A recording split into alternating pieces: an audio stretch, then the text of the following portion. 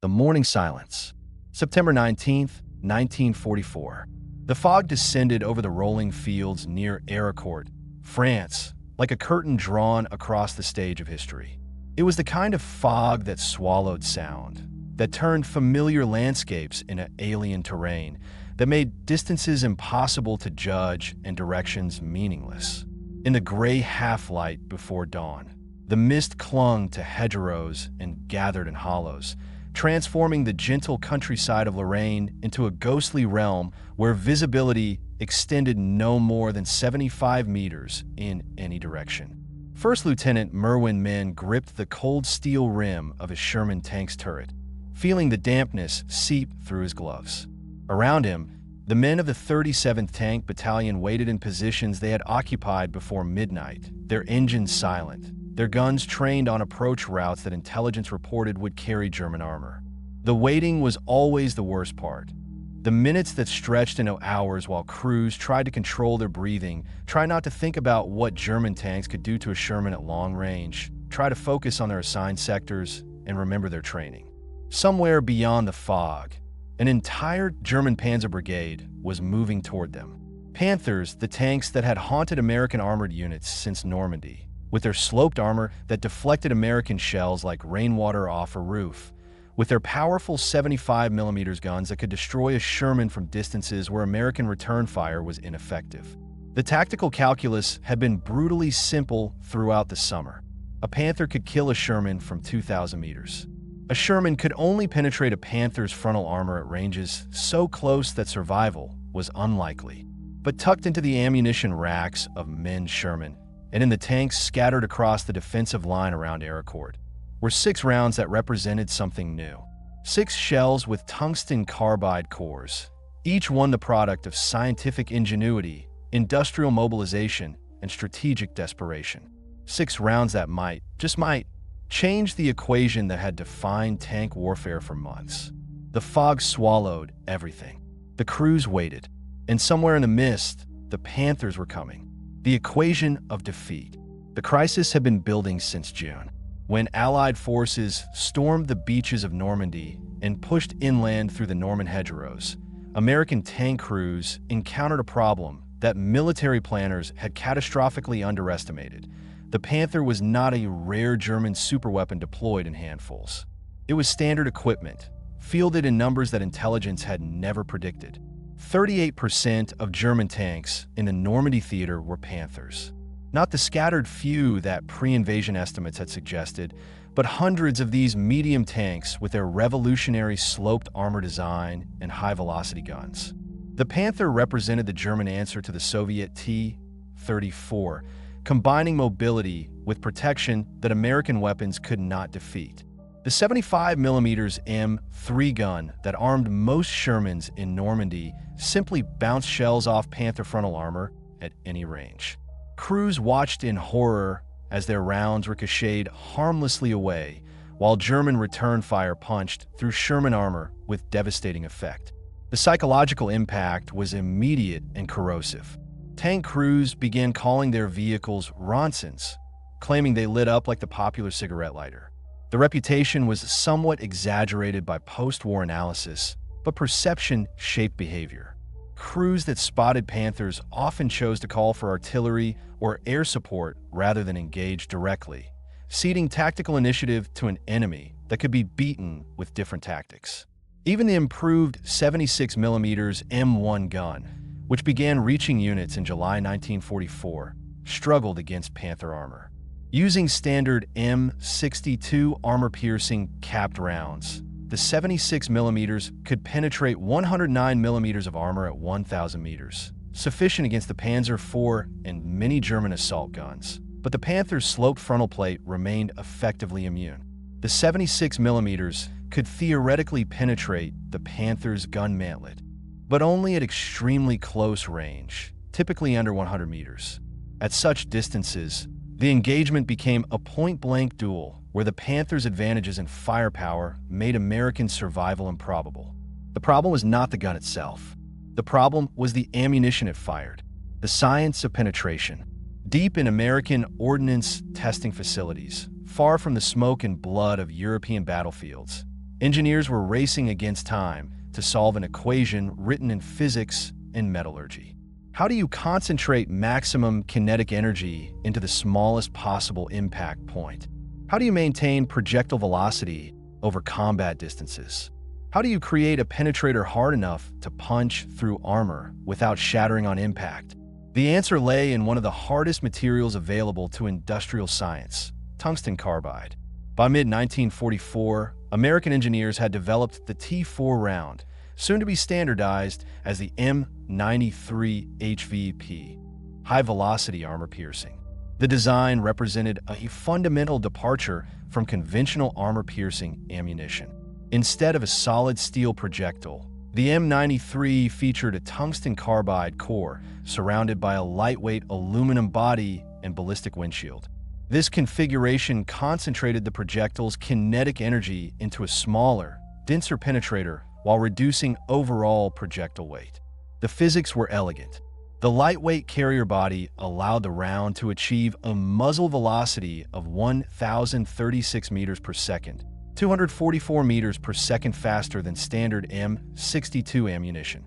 This dramatic velocity increase translated directly into penetrating power. At 1,000 yards, the HVAP round could penetrate 160 millimeters of armor at favorable angles. Against the Panther's gun mantlet, 100 millimeters of curved cast steel on early models, 120 millimeters on later variants. This meant reliable penetration at ranges up to 1,000 meters instead of suicidal point-blank distance. The mantlet, necessary to allow the Panther's gun to elevate and traverse, suddenly became a viable target. American crews who had been forced into desperate flanking attacks or humiliating retreats now possessed a weapon that could hurt Panthers at combat ranges where survival was possible. But development represented only half the solution. Production was another matter entirely. The tungsten bottleneck. Tungsten was a strategic material of staggering importance. Before the war, China had produced 36% of global tungsten supply. Machine tools required tungsten for hardened cutting edges. Armor plate required tungsten for hardening treatments. Artillery shells, aircraft engine components, electrical contacts, dozens of critical war industries competed desperately for limited supplies. Each 76mm HVAP round contained approximately 0.88 kilograms of tungsten carbide. A Sherman carrying 6 rounds required nearly 5 kilograms of this scarce material. Multiply that across hundreds of tanks, thousands of rounds, and the tungsten consumption became staggering. China produced approximately 10,000 metric tons of tungsten concentrates in 1944, but this had to serve all Allied needs across all applications. The United States supplemented Chinese imports with domestic production from limited deposits in Colorado, Nevada, and California, but total availability remained constrained. Germany's tungsten position was far worse. Swedish imports had declined sharply as the war turned against the Reich, and domestic production remained minimal. By 1945, German factories desperately hoarded tungsten for machine tools needed for aircraft engine production, while Panther crews received only standard ammunition. American ordnance had been testing HVAP projectiles since spring 1942, but production at scale did not begin until after the Normandy landings revealed the full extent of the Panther problem. In July 1944, production of 76mm HVAP reached 1,000 rounds. August yielded another 1,000. September produced 1,760 rounds.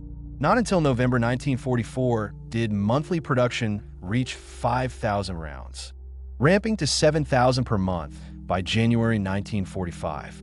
By March 1945, approximately 33,000 rounds of 76mm HVAP ammunition had been produced, a significant industrial effort, but still a fraction of what was needed.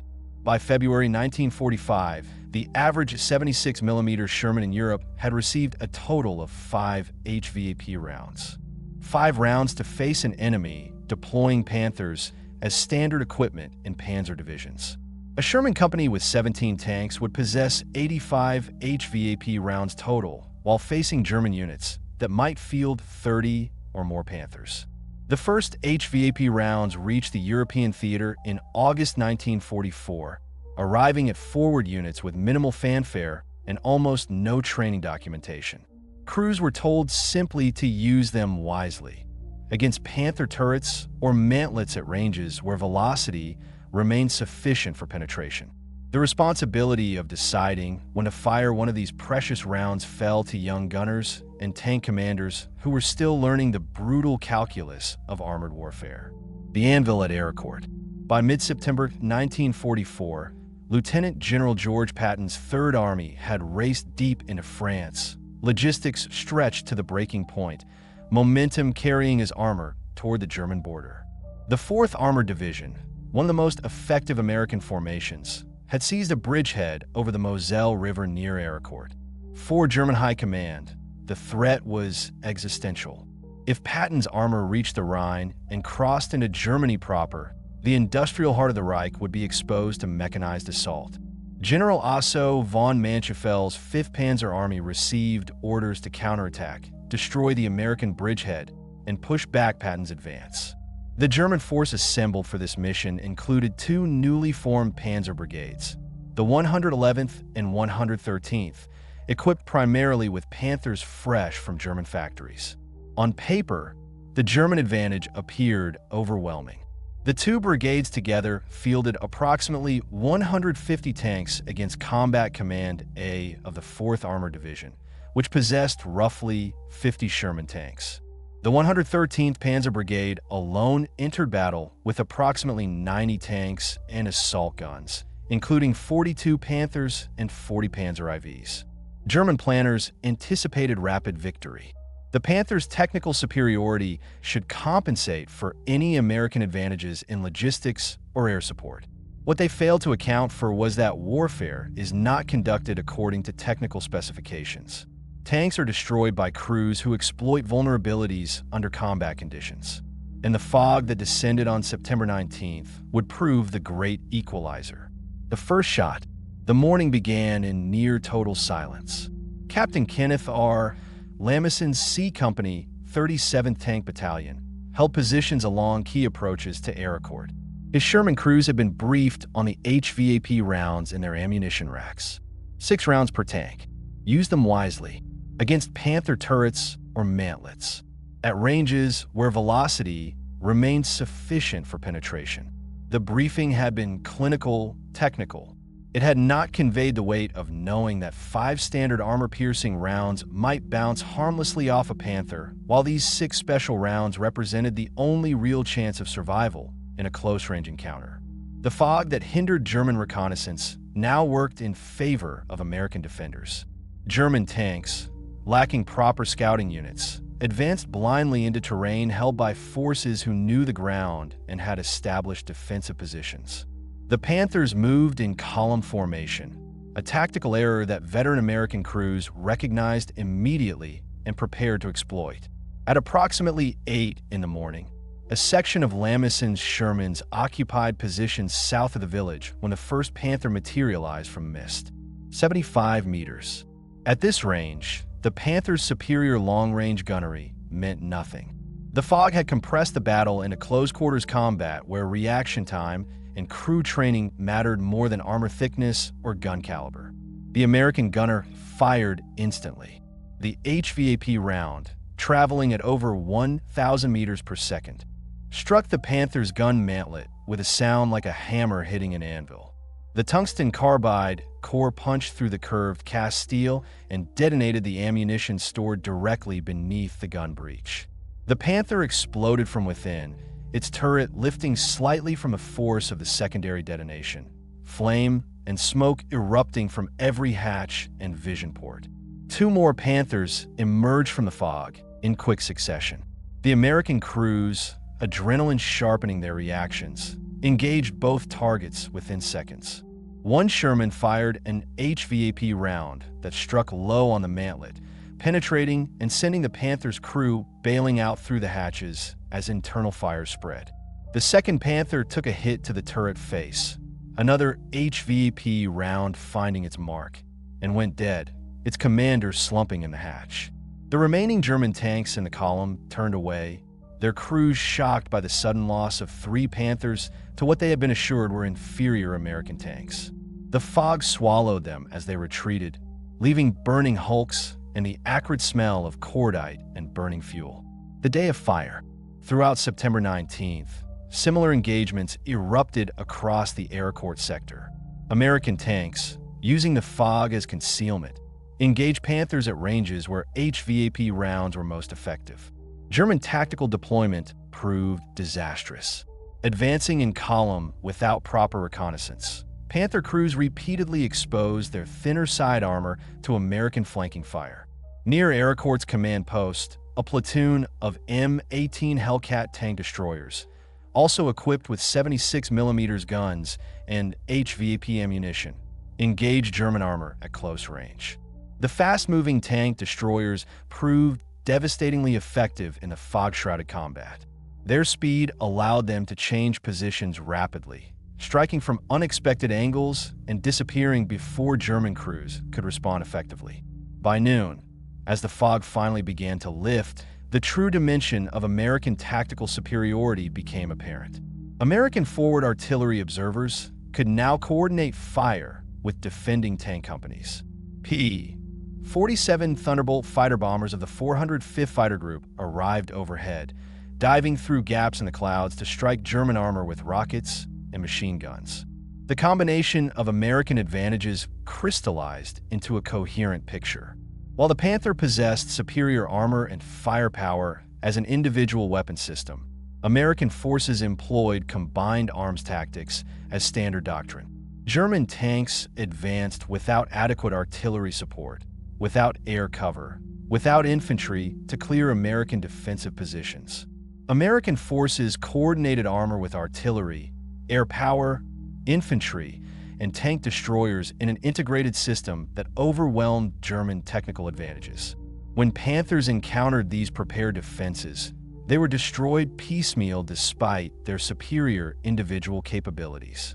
The HVAP ammunition did not make Sherman tanks equal to Panthers in technical specifications, but it gave American crews a tool that allowed them to engage effectively under conditions that previously would have been suicidal. The psychological shift. More devastating to German morale than the physical destruction was the psychological impact of discovering that Panther armor was no longer invulnerable. Panther crews had been trained to believe their tanks could not be penetrated frontally by American fire. Intelligence briefings had emphasized the Sherman's inadequate firepower. Crews were told that as long as they kept their front toward the enemy, they were safe. The first Panther commanders to watch Sherman rounds punch through their mantlets and detonate ready ammunition learned otherwise. Survivors of such encounters carried that knowledge back to their units, spreading awareness that American tanks now possessed ammunition capable of defeating Panthers.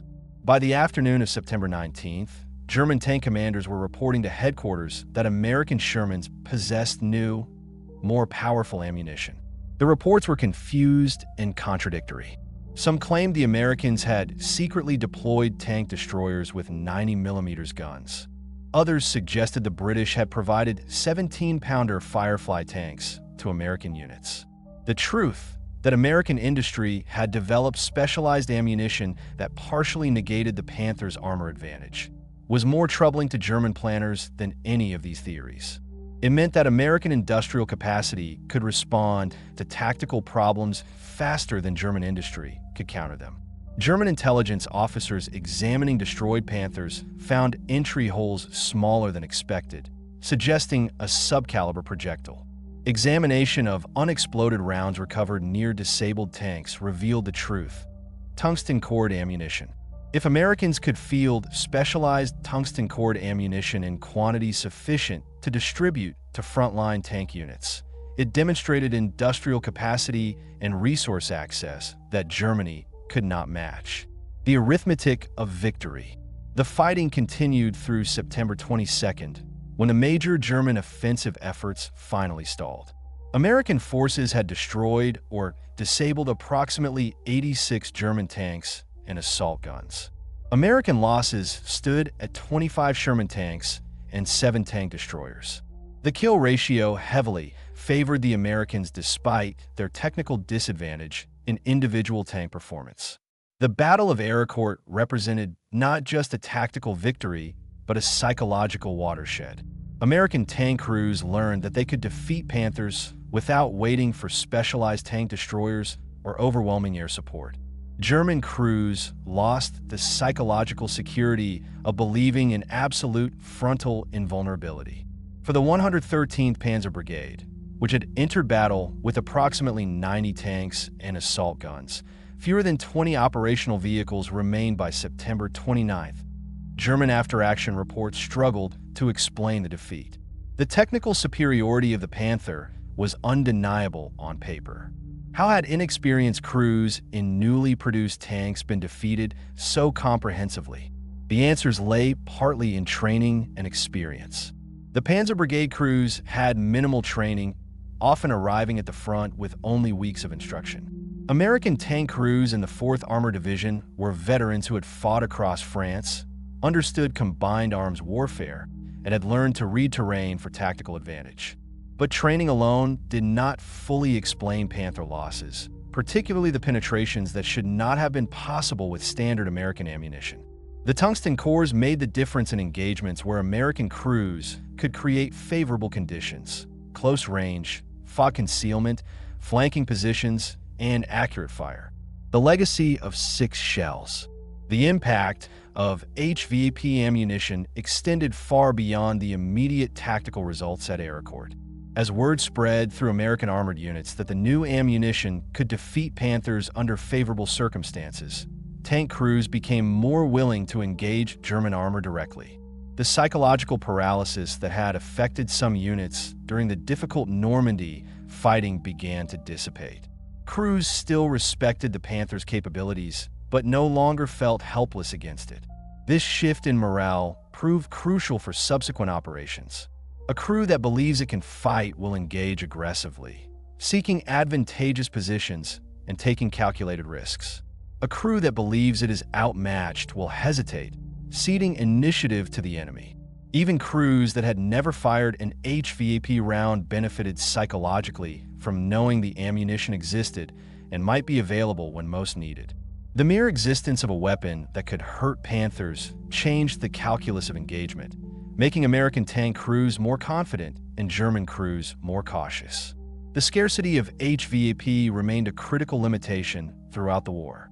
By February 1945, the average Sherman in Europe still had only 5 rounds. Some units exhausted their supply within days of heavy fighting and found resupply requests going unfulfilled as logistical networks struggled under the pressure of sustained combat operations. Yet, even in limited quantities, HVAP transformed the psychological balance of armored warfare, the continuity of innovation. The lessons learned from HVAP development continued influencing military technology long after the war ended. Modern tank ammunition uses depleted uranium or tungsten alloy penetrators, materials chosen for essentially the same density and hardness properties that made tungsten carbide effective in 1944. The underlying principle remains constant. Concentrate maximum kinetic energy into a small, extremely dense projectile moving at the highest achievable velocity. The continuity from 1944 HVAP to present-day armor-piercing, fin-stabilized, discarding sabot ammunition illustrates how foundational lessons from World War II continue directly influencing military technology. Soviet and later Russian tank ammunition development followed remarkably similar paths, independently recognizing that armor-piercing capability depends heavily on projectile material properties and kinetic energy delivery. Lieutenant Colonel Creighton Abrams, who commanded the 37th Tank Battalion at Arracourt with distinction, rose to become United States Army Chief of Staff and gave his name to the M1 Abrams main battle tank. The lessons Abrams learned about combined arms warfare, the critical importance of crew training, and the necessity of adequate ammunition influenced his entire career and the doctrine he helped develop. The M1 Abrams was deliberately designed with a powerful 120mm smoothbore gun and sophisticated ammunition types, including depleted uranium penetrators that serve functionally the same role HVAP served in World War II.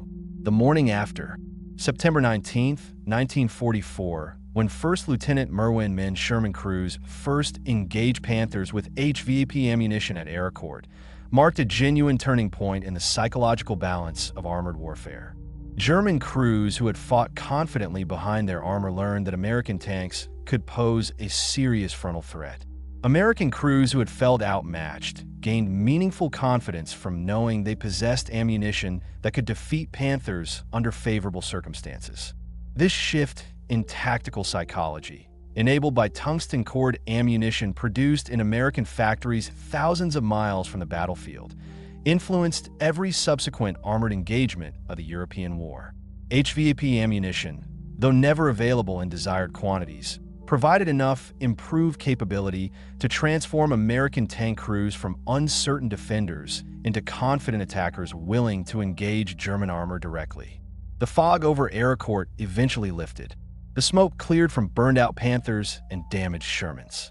The battle moved on, as battles do, leaving behind wreckage and memories and lessons written in steel and fire.